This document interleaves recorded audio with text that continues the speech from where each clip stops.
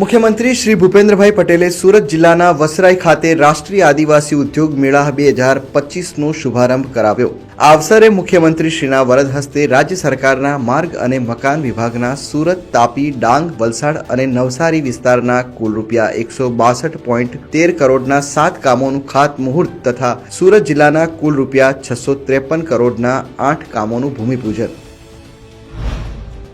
મુખ્યમંત્રી શ્રી ભૂપેન્દ્રભાઈ પટેલના વરદ હસ્તે કાંકરિયા કાર્નિવલનો ભવ્યાતિ ભવ્ય શુભારંભ। આ અવસરે એએમસી તથા ઓડાના રૂપિયા 526 કરોડથી વધુના વિવિધ પ્રજાલક્ષી વિકાસ પ્રકલ્પોના ખાતમુહૂર્ત અને લોકાર્પણ તેમજ ટીબી મુક્ત ભારત અભિયાન અંતર્ગત લાભાર્થીઓને પોષણ કીટનું વિતરણ કરાયું।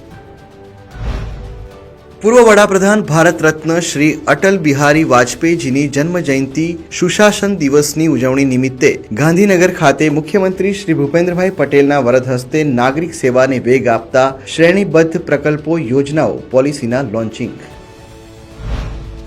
પૂર્વ વડાપ્રધાન ભારત રત્ન અટલ બિહારી વાજપેયીજીની જન્મ જયંતિ સુશાસન દિવસની ઉજવણી નિમિત્તે મુખ્યમંત્રી શ્રી ભૂપેન્દ્રભાઈ પટેલ દ્વારા ગાંધીનગર ખાતે નવીનીકૃત ચ3 સર્કલનું લોકાર્પણ કરીને અટલ સર્કલ તરીકે નામાભિધાન કરવામાં આવ્યું। મુખ્યમંત્રી શ્રી ભૂપેન્દ્રભાઈ પટેલના વરદ હસ્તે 3100 જેટલી યુવતીઓ સહિત કુલ 11,000થી વધુ રાજ્યના પોલીસ વિભાગમાં જોડાઈ રહેલા લોકરક્ષક કેડરના ઉમેદવારોને ગાંધીનગર ખાતે આયોજિત સમારોહમાં પસંદગી પત્ર એનાયત કરવામાં આવ્યા।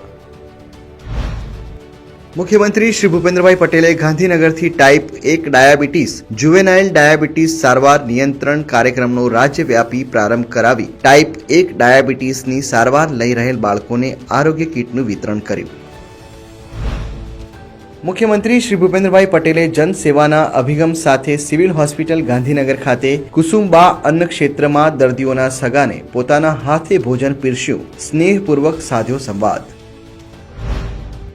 મુખ્યમંત્રી શ્રી ભૂપેન્દ્રભાઈ પટેલે કલકત્તા નજીક ટીટાગઢ રેલ સિસ્ટમ્સના આધુનિક પ્લાન્ટની મુલાકાત લઈને અમદાવાદ મેટ્રો રેલ માટેના કોચિસનું લોન્ચિંગ કરી અમદાવાદ શહેરને તેની પ્રથમ સ્વદેશી રીતે નિર્મિત મેક ઇન ઇન્ડિયા મેટ્રો ટ્રેનની ભેટ આપી।